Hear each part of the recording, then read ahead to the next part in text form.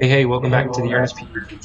Today we're going to talk about how to locate the starter on your 2004 through 2015 Nissan V8 engine.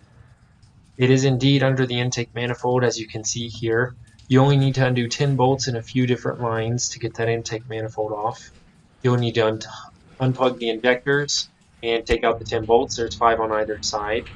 And then just undo the vacuum lines and the coolant lines to the throttle body. That's pretty simple. That's all there was to it. You don't have to undo the fuel line if you don't want to. You can just undo everything else and move the intake manifold off to the side. I've heard this should take about 2.5 hours. I did it very slowly and it took me about an hour and a half. So it may take you a little bit longer, but if you know what you're doing and you want to be quick, you could probably do it in about an hour. It's not too bad at all. There's only 2 bolts holding that starter in.